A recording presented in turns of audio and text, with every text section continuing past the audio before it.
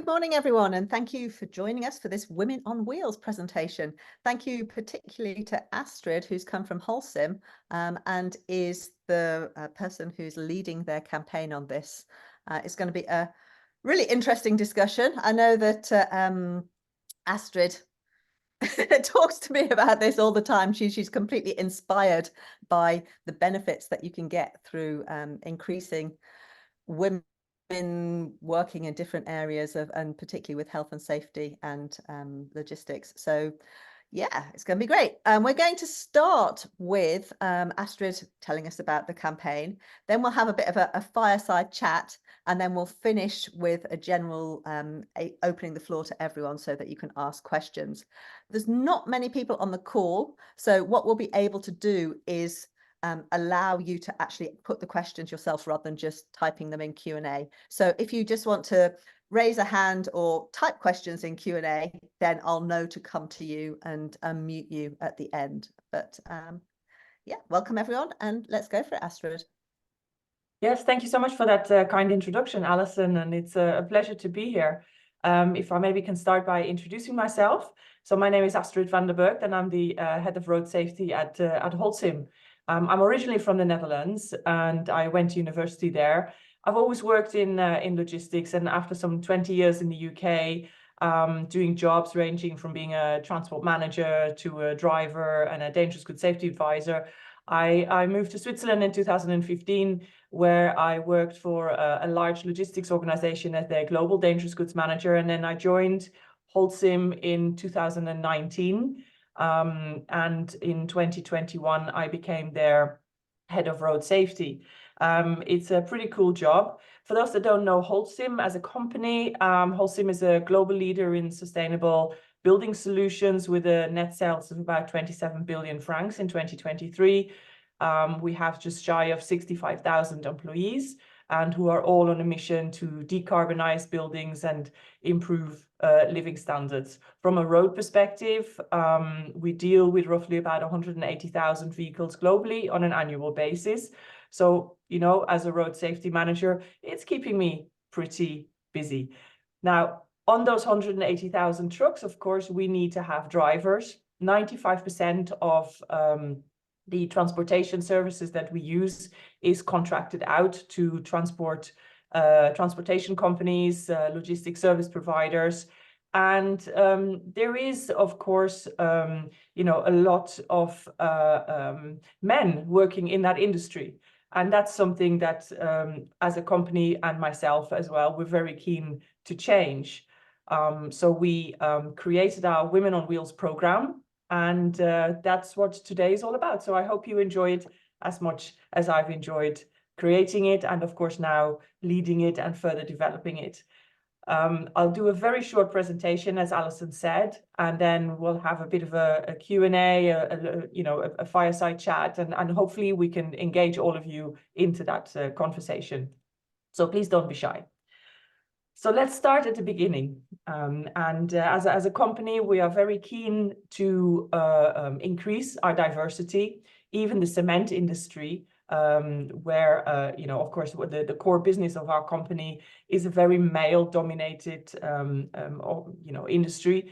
And our CEO and also our previous CEO, Jan Jenisch, who left the company earlier this year, both are very keen on increasing diversity. I mean, we all know that having a diverse workforce increases safety, productivity, probably better retention and engagement, better compliance, better reputation. So altogether, it's pretty good for the bottom line to have a diverse workforce. And, you know, of course, from a Women on Wheels perspective, we were very much looking at a shortage of truck drivers. And in Uganda, we had a situation where we wanted to help combat that issue. We wanted to insource our trucking fleet.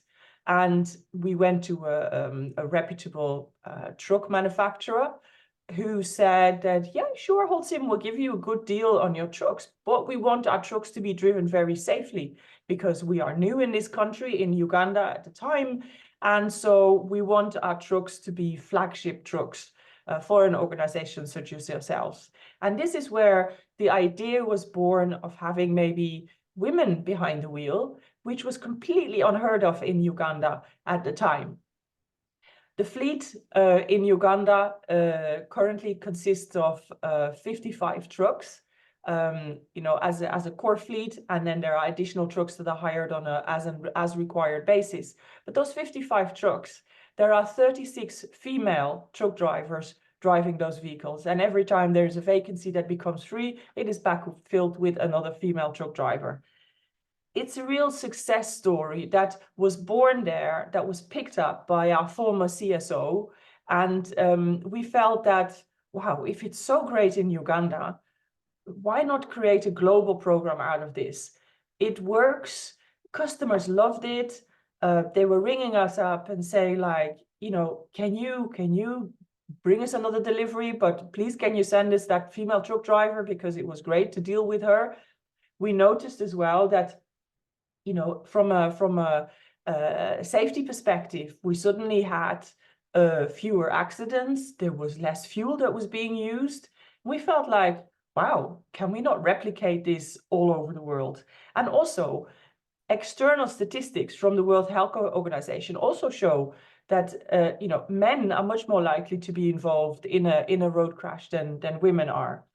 So we thought, you know what, this makes business sense. Let's get a program put together. Of course, that's easier said than done. We needed to create a vision which fitted with our company culture. And we needed to really define what would be the benefits of having such a program, so that we could also sell it across to our exco and our senior management, so that they would support it. I think, however, the figures from that initial trial in Uganda really made it very clear. I mean, the fuel consumption, 2% fuel consumption doesn't sound much, but if you multiply it by so many liters per day, per month, per year, and then multiply it by the number of trucks, the numbers, soon stack up. Turnaround time also was much improved in Uganda. We had situations maybe where a driver would go on a delivery, make a little detour, do a little side business, whereas we didn't see this with the female truck drivers at all. It was like, oh, the load has got to go there, I deliver it, I come straight back. So turnaround time was significantly improved. And of course, as I said, customers loved it. So our reputational benefits that are sometimes very difficult to quantify, we really felt that we'd taken another leap in the right direction. I think during the fireside chat, we'll go into this a little bit deeper. But clearly, trying to put together a global program for women to drive trucks isn't easy. Challenges are numerous. And if you are at the start of such a program, I think certainly from our side, we felt that, oh my goodness, there were so many challenges that needed to be addressed. And even now, we still find topics that maybe we hadn't at first considered. It certainly is a fact that, for females, despite the fact that, okay, you're going to work, but you're still much more required to do work around the house. There is childcare that falls to you.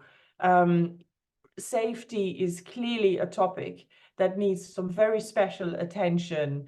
And so we felt that, the core topics that we needed to address were those 6 here that you see on the screen. The solutions that we came up with are sort of the basics. In many countries, we have built, additional structures to support the Women on Wheels program. For example, on the first part, work-life balance, it's not always easy to offer home at night trips. And also if you do offer home at night trips, you could be arriving quite late. So childcare could be a real problem. So now we're looking at, in Kenya, for example, to create a childcare facility where the female truck drivers can bring their children, know that they are safe. And even if their shift runs over, they get stuck in traffic, they know that children are going to be safe, well looked after, supported potentially with their homework, fed at the right times with a healthy, nutritious meal. Safety clearly is paramount, and it says here safe parking spaces. I just noticed a typo actually, or rest houses are available. For example, in Uganda, we built I can only describe them as hostels, or it's a house with accommodation for female truck drivers. It has bathrooms, it has washing facilities, there are cooking facilities. There's also a wing for male truck drivers, because this program doesn't mean that we're anti-man. We just want to, encourage more women into the industry. But it means that we know that when women have to rest, they can do so in a safe environment. Journey management is clearly a huge topic there, to make sure that if there are no rest houses available, where can you park? Is there a secure parking area that has decent bathroom facilities? Knowing from my own time when I was driving, finding the next bathroom is probably one of the biggest challenges when you're on the road every day. And I was driving in the UK, so you can imagine if you're driving somewhere in sub-Saharan Africa or in Asia or LATAM, that might even be a bigger problem. Now, where we are today is that we currently have Women on Wheels programs. So these are formally launched programs under the Women on Wheels banner in some 16 countries, which is obviously fantastic. There are obviously other countries that we operate in that also have female truck drivers, but where actually the organization feels that they don't need the support of a formal program to recruit women, such as, for example, in Germany or in Switzerland. We also have a substantial number of female truck drivers. And we measure our success once a year at the end of the year during our HR survey. And I have one question in there to ask, how many female truck drivers do you have? We have great statistics on, how many truck drivers we have overall. But I did want to have this additional question in there. And I was super happy that at the end of 2023, we'd pretty much doubled compared to the year before. And we're now on 874 female truck drivers. I have high hopes that in 2024, we finally break that mythical 1,000 female truck driver barrier. I think, one of the success stories, or actually two of the success stories, are the Women on Wheels programs in Jordan and in Oman. Certainly in Oman recently, the company had to request permission for us to employ female truck drivers. And it took the Ministry of Labour 4 months to grant us the permission to open up a truck driving position to a female. Now this is done, however, it means that we can hire as many women truck drivers as we want. And it also means that other companies can also hire female truck drivers. So we've really set the standard in Oman. They had never even considered that it is possible for a woman to drive a truck in that country. And the lady that we've hired is absolutely over the moon with her job.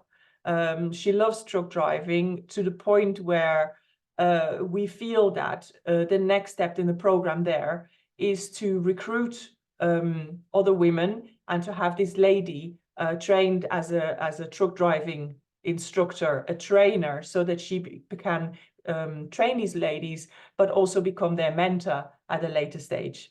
So it's all such a positive evolution. What I think is really cool as well, though, is if you read the life stories of these women, and we have some great testimonies here. I really feel that this program is not just making a change in the lives of these women specifically, but it's making a change in their family's life. One other testimony that's not on the screen is of a lady called Grace. She's from Kenya, and she was telling me she has 3 children.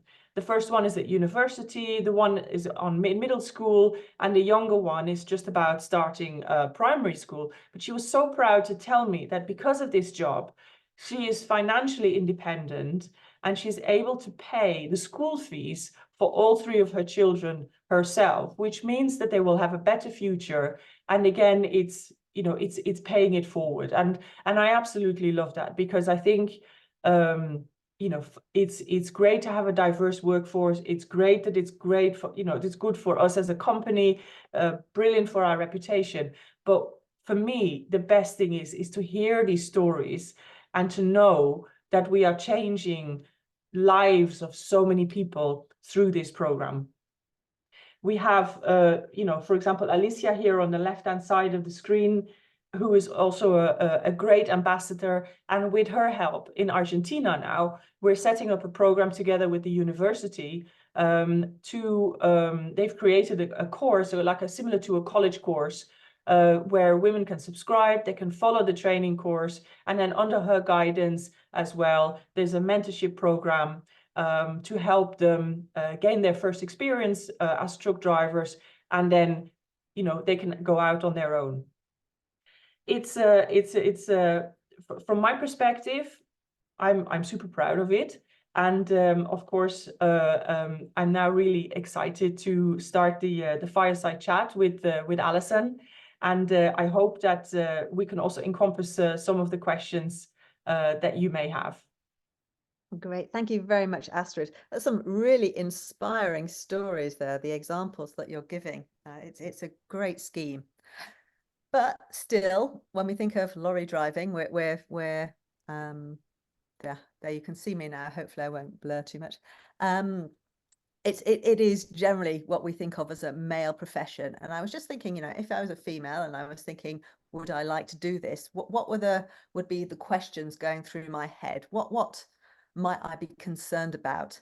Now, your Holcim is cement, concrete, and this is like heavy stuff.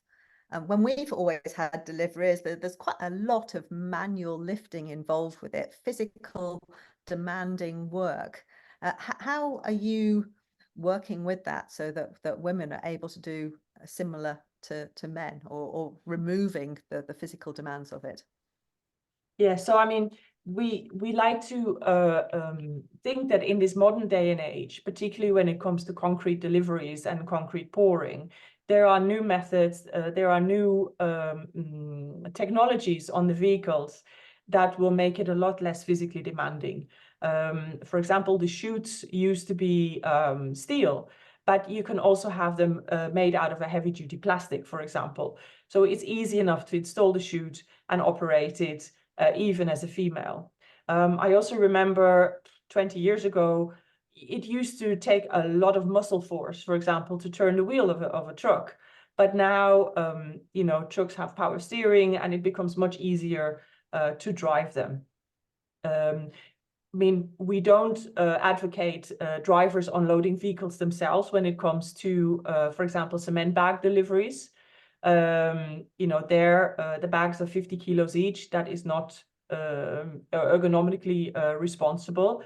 Bags are now loaded onto pallets so that the forklift truck at the point of delivery can unload the goods there. And from a bulk cement delivery, it was always a relatively easy delivery anyhow. But certainly from a driving perspective and a navigating the vehicle perspective, it's pretty much it's pretty much equal nowadays. I mean, even I can do it, and I am not strong at all.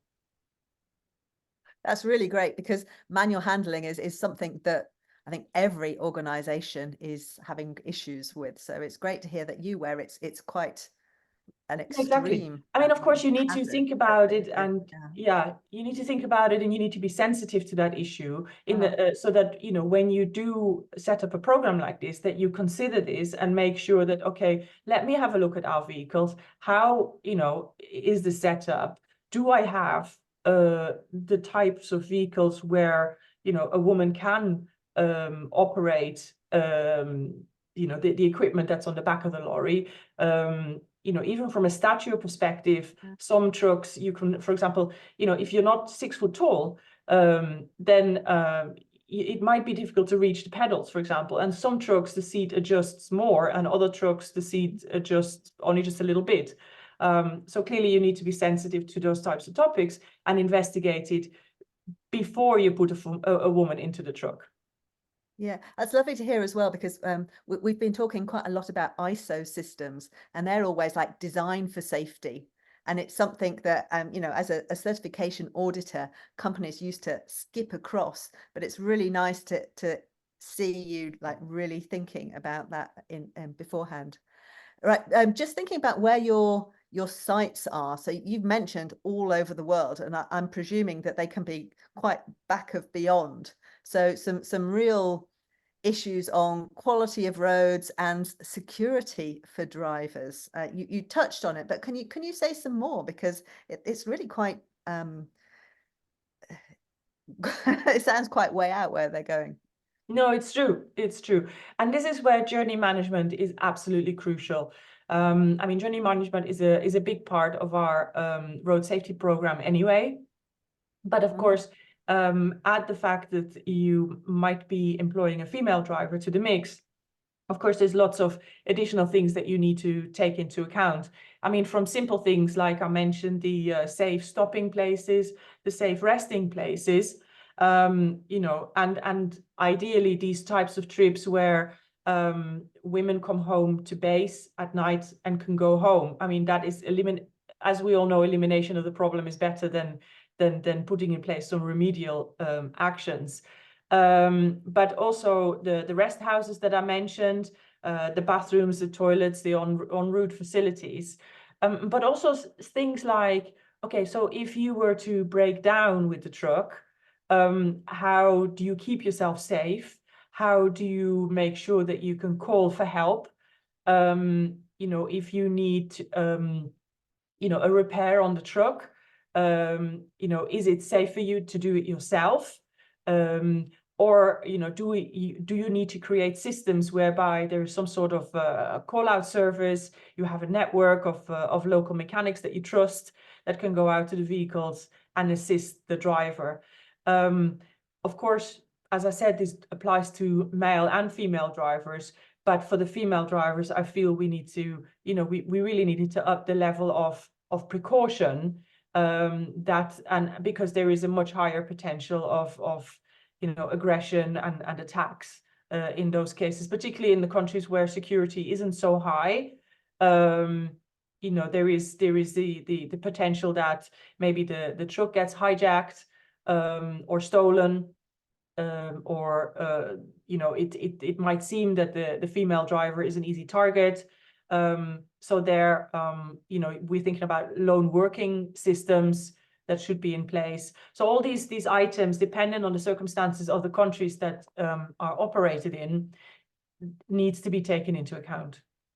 Yeah, I mean, once again, lone working is an issue across many different industry sectors. So interesting to hear what you're doing.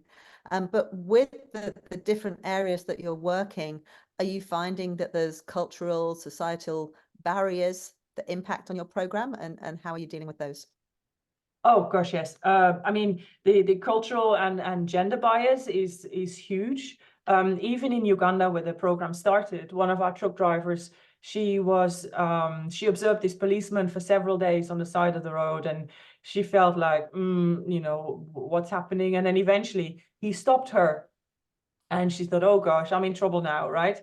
But he offered her a basket of fruit, saying that, I've been looking at you for a while now. And she was saying to me immediately, yeah, I know you did, And he said, I just wanted to tell you, congratulations, because he had never seen a female truck driver in his life. And he just felt so proud that she was doing so great.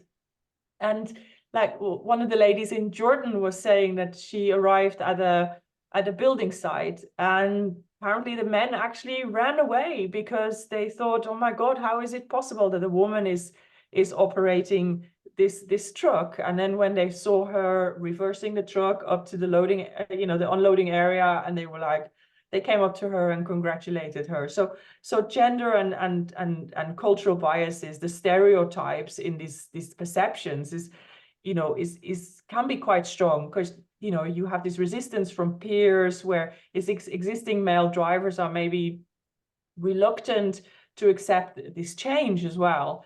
And it could potentially create quite a hostile environment. But once the women are actually embedded and, it's like, yeah, I can drive a truck just like you can, then we've seen that it's much, it's very accepted. And actually, it creates for a very much happier workforce. Now, when it comes to societal challenges, I guess in certain societies as well, the woman still has to ask permission of her husband. Are you okay with me going to work? And then, are you okay with me going to work as a truck driver? And for example, the program in Jordan, we initially started with the very first batch with 4 female truck drivers, and 2 of them had to stop because their husbands said, I don't think I'm happy with you doing this job. So that is, it's a bit of a blow. But I think now having the program up and running in those countries, it hopefully brings about then that snowball effect, and we can engage many more women. And I imagine your selection for getting the right women, because I mean, these are fantastic stories of success that you're saying, but it can't be that easy. So choosing the right women, your selection and your training must be pretty rigorous as well. Yeah, so I mean, the training program that we offer is actually the same program that we offer the male drivers. So if a woman already has a truck driving license, I mean, that's obviously the first hurdle to overcome. In some countries, we have programs where we support women right from the word go. So you're interested, you seem to be the right type of person who can cope with the training, but once you've got your truck driving license, then we would put the female drivers through if not the identical, then a very similar program when it comes to training. So first there is a theoretical part about not just what the rules of the road are, but what our expectations are of a truck driver, what our policies are, what we expect. I think it's very important to set the level of expectation. And then there is a practical part. How do you change the light bulb? How do you do a walk around check in the morning?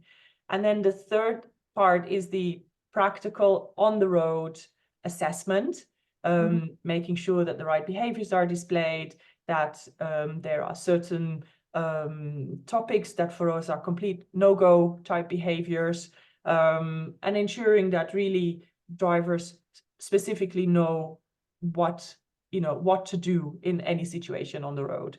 And once that's in place, we're happy for them to take to the road and go to our customers. In many countries as well, we would then have like a 3-month scheme where they are accompanied by another driver, and then they can start driving by themselves after that. And are you oversubscribed? If you say we want to recruit 100 here, do you get a lot of women apply now? Yeah, we do. In most countries, we are oversubscribed, because of course it's also a question of budget, and it's a question of vacancies. Even though we work with a lot of transporters, it's not necessarily so that every vacancy that they have, that they would be happy to backfill with a female truck driver. They're quite happy to go 50-50 on new vacancies. But we clearly still have a long way to go. And of course, where we have partners to roll out the program, then it has to be paid for. The training has to be paid for. The mentoring is of course a cost, and that's not always a given that our partners are as happy to participate in that as we are.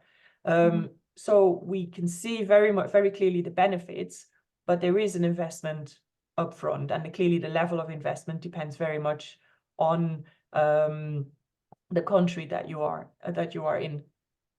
Yeah, it sounds like you have an incredible scheme there going, so some really great training. I can imagine that you train these people up, they're really great at their job, but that makes them very popular for Oh other gosh, yes. companies. Yes. Do you have any sort of you have to stay with us for a year, or any sort of golden handcuffs, or I don't know, because you are really committing an enormous amount of time and money in getting to this level. No, it's How does true. that work? It's true. And you know, especially in Jordan, for example, because again, it was like the first company ever to have a Women on Wheels program, to have any female drivers, full stop. And that first batch of just those 2 drivers that were left with us after the other 2 weren't able to complete their full training because their husbands didn't like it. But those 2 were immediately pretty much snapped up, and they were offered really prestigious jobs elsewhere. One of them, for example, is driving the American ambassador around now in Jordan. So it's, you know, so that was a bit of a setback. But at the same time, it did give the program so much publicity. We were even featured in the Jordan Times when it was launched, that we have a lot of women now inquiring to be part of, you know, subsequent batches. So although, yeah, but then we also see it with the men, for example, because we invest so much money in training truck drivers. In Cameroon, for example, I know we have at least one transporter who is really taking advantage of the fact that as a company we're offering this training, and then he goes and sells the fact that our drivers are Holcim trained when he goes and touts for business elsewhere. Right. So it's that is very cheeky. yes. And so we had to put a stop to that, saying that, okay, right, we train your drivers and we train so many per year, but you know, that's it. We'd like to, you know, these are the drivers you need to do our business. If you want more training, then of course we can, but you need to pay for it. But yeah, they are very popular. They are very popular. And do you know of other organizations that are running similar programs? Well, actually, this is why I'm really happy to take part in this webinar, because I don't, frankly, and I'd love to hear from other people on the call or anybody who sees it at a later stage on YouTube. If you have a program like this, I would love to connect, compare notes, and see where we can improve. I think we're doing okay, but there's always room for improvement on, you know, on everything, I believe. Yeah, okay. So when you were talking to us before, you have mentioned the KPIs and the benefits of women, but you know, that's always a key thing, and it is a difficult to get definite numbers. Can you talk to us a bit more about your KPIs and particularly the economic benefits of employing female truck drivers? Yes. So to begin with, of course, this was very much a corporate social responsibility type initiative. And then, you know, as we saw from the Uganda example, we very much realized that actually, hang on, this makes a lot of business sense.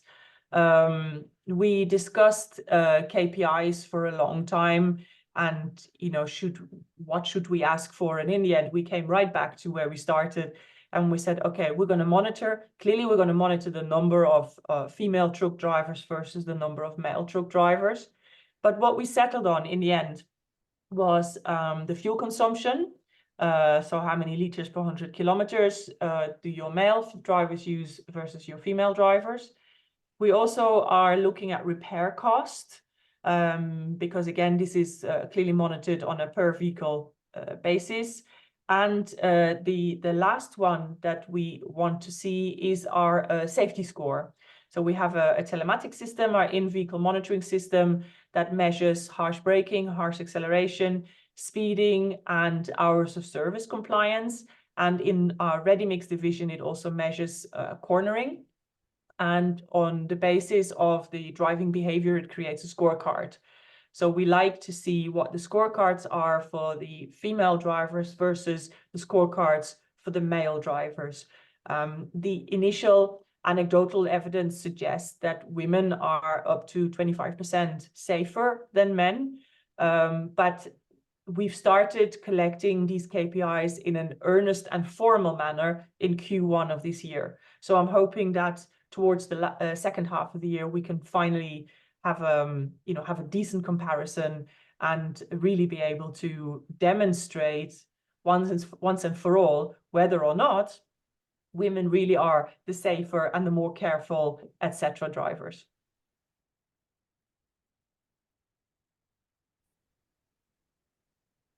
That would be incredible to see. Will it be published?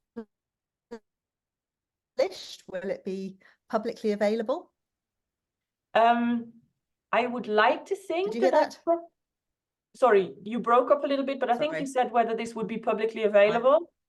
Right. I would like to think that it probably will be, but yeah. I would need to double check that.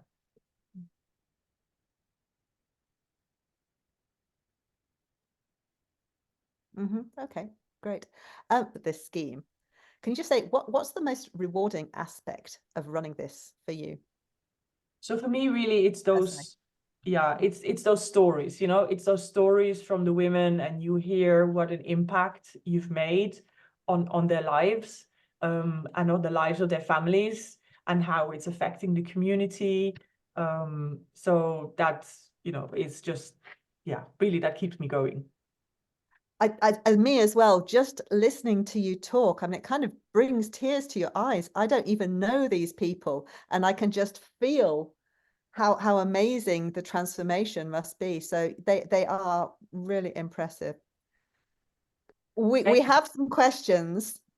So thank you, Astrid. I'm going to Tony, if I allow you to talk first, and then I'll go to Nico and anyone else who would like to ask you some questions. Tony, are you there? Ask to unmute. Let me go to Nico first. Nico? Hi, how is everyone? Hi. Can you hear me? Yes, we can, loud and clear. Lovely. I wrote a lot of questions on the chat, but I'm gonna select a couple of them because a couple have been. So the first question that I wanted to ask, is the salary the same? Because we hear a lot of disparity between salaries. Yes, so this for me is one of the key items, right? We cannot expect women to do the same job for less money. That to me doesn't make sense.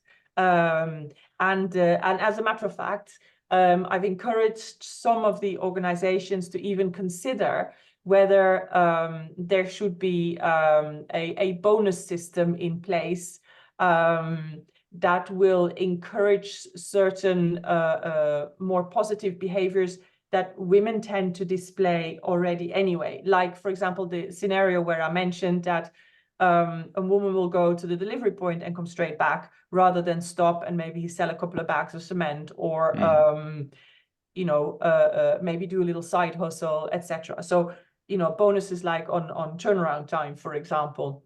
But to the starting point should absolutely be an equal salary. For me, it probably goes without saying, but we have included it in our implementation toolkit for sure. Fair enough. Then what are the main challenges the program have faced from male colleagues? And I assume they will be very similar in every country you introduce it, and how they are addressed. Yes. So what we encourage all the different country organizations to do when they are implementing such a program is to create a task force that will look at those, that will do the risk assessment, that will look at the facilities, that will look at the whole setup, the organization that is required to include women into the logistics operation. And we hope that by including men right from the start in that exercise, and be open and communicative about it, that we can avoid problems from the start. As I mentioned in my example about Jordan, one of the female truck drivers, arrived and men were running away. And I must admit, once women have demonstrated that they can drive a truck just as well as any man can, it tends to become really accepted. We have regular catch-ups with all of the different country organizations that have implemented the program. And nobody has mentioned that there are any long-term or persisting issues from the part of the male truck driver population. So they don't feel like hard done to, or, you know, oh, look what you're doing for the women, we want to have that. We try to keep it really fair. You know, if we buy new trucks, it shouldn't be like, oh, let's give the women the new trucks. No, you know, everybody should have a chance at having a new truck. Fair enough. So what, from the learning part to the organization, what changes have been implemented as a result of the feedback that you collect year on year? Yes. So this is very much an exercise that the countries do, because of course, being a truck driver in Ecuador is not the same as being a truck driver in Australia, for example. But the feedback that has been communicated back to me is things like for example, on the ready-mix trucks, initially it was a matter of there was a ladder at the back of the truck and you need to then wash out the drum. And now we have, for example, in LATAM, we have the types of trucks where there's no more ladder and there's a structure so that you can, you know, have easy access to the back of the truck. This has also benefited the men, of course, because it can be quite hard work. From a routing perspective, it seems that we get a lot more feedback from the women concerning any hazards en route. So this has helped, you know, with the the better implementation of the journey management planning, so that we are much better able to avoid certain areas that might be unsafe at night or maybe even during the day. So it's very much feedback that is given at a local level, that is being used in the local program. From a global structure, there hasn't been any feedback as yet where I feel, yes, this we can really use to make our program better. But I do also feel, I mean, we're on like 16 countries at the moment. Holcim operate in 50 countries. So I feel we're still in the beginning stages of the program. So I'm looking forward in the future to getting much more feedback as well. Right. And last question. So usually women are left with the role of mothers, carers, etc. You know, it ends on them. How is this coordinated with the job to not lose a woman driver to, the pressures of reality? And as you mentioned, several countries will say, oh, you know, you have to do this because it's your responsibility. And well, actually, the question is it? Yeah, no, it is a huge challenge. And so it tends to be that a lot of the women that are enrolling in this program tend to be slightly older. I will be honest with you. We are now creating in Kenya a childcare scheme so that women, also younger women, can take part.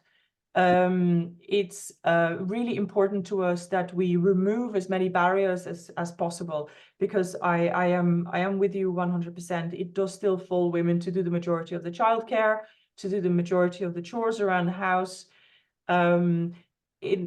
We are lucky in the sense that in some of the sub-Saharan countries, the family structure is still very, very strong. So children tend to live in the villages with their aunties and uncles and grandparents.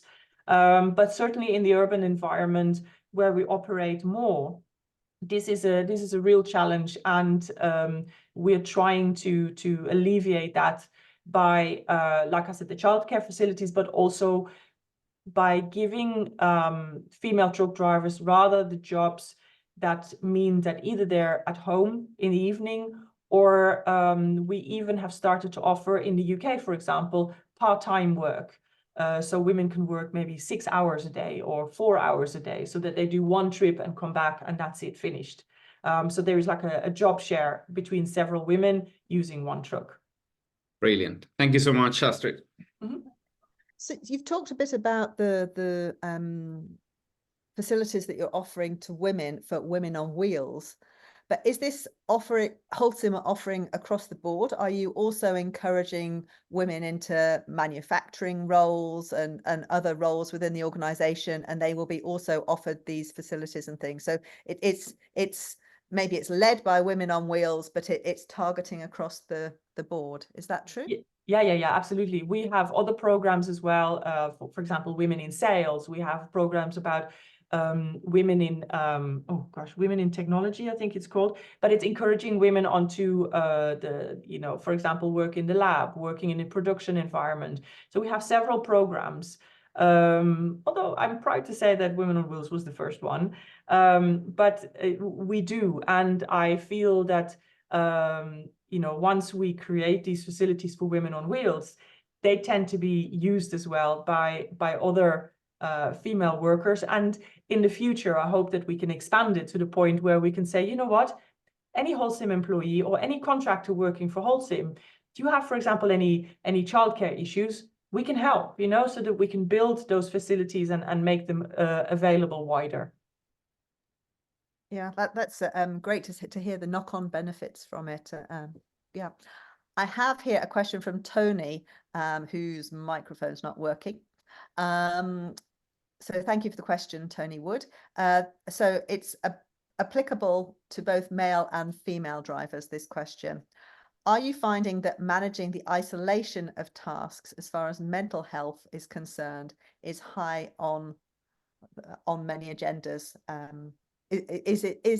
So how are you dealing with the mental health issues of the isolation of working away from a base and the long drives and things? And also, are there any examples where this is different between, and I presume that's men and women? That's a really, really good question, actually. And to be perfectly honest with you, it's possibly a topic that we need to pay a lot more attention to. As I said, 95% of our truck drivers work for contractors, and from a female truck driving perspective, that's no different. We would like to see that our contractors, our carriers, take this topic very seriously. When it comes to drivers who drive for us, and of course, I know that we have structures in place where we're constantly in touch with them. How are things progressing? Are you okay? We have internal setups where there is support available for people who feel that they need to talk to someone. And for example, from our internal, I think it's called the Employee Satisfaction Questionnaire, one of the most important questions that weighs the heaviest in the evaluation is the question, do you have a friend at work? And that, of course, it applies to people who work on site as much as people who drive trucks for us. And that question is one of our most important indicators. Now, when it comes to detecting mental health before a driver would set off, I have an example, for example, from Mexico, where drivers complete a self-assessment questionnaire before they take to the road, because they have some extreme long trips in Mexico. And it assesses fatigue, but it also assesses your mental state of mind. Excuse me. And if there is any indication that it's not as it should be, then we very much empower the logistics team to say, you know what, let's give it a miss this time. Let's rearrange the load, and let's have a discussion. Let's talk, and let's see how you feel and how we can make things better. The near miss and small accident patterns, we also investigate them, because of course, when it comes to truck drivers, they're very often an indication of the fact that something is on their mind, that they get more easily distracted. I remember as well one situation when I was working in the UK as road risk manager. We had one driver suddenly, never an accident. And then suddenly within the space of 3 months, there were 3 small bumps. And having a conversation with the gentleman, it turned out that his wife's cancer had returned, And you know, he really wanted to be at home, but then if he was at home, then he might not be earning enough money. And so it was kind of a vicious circle that he found himself in. And this is what was causing all these smaller bumps. And together with this driver, then we were able to find a better shift pattern for them, etc. So yeah, so it's a really huge, broad topic. But when it comes to whether there are any differences between men and women, probably not. Not that I've been able to establish anyway. Okay, very long answer to one question. Well, mental health is such a huge issue at the moment. You know, it is, I guess, the #1 question that we get asked about. So yeah, so thank you for bringing that up, Tony, and for discussing it so frankly. I mean, there's always so many. Oh, I have a question here. It says, I think Nico says, men tend not to speak about it. Women can be more outspoken. Well, there you go. Yeah, but great. Okay, we've come to the end of the questions, and I've really learned a lot about what you're doing. It's a great scheme, Astrid. Thank you for leading the way on Women on Wheels, because I really think it's something that has a future, and that more and more companies are going to watch this webinar and hopefully decide that you know, they can also get the benefits that Holcim are getting. So thank you for sharing this with us. It's been a great webinar, and thank you everyone for joining and your questions. Okay, shall we say goodbye to everyone? Bye. Thank you. Bye.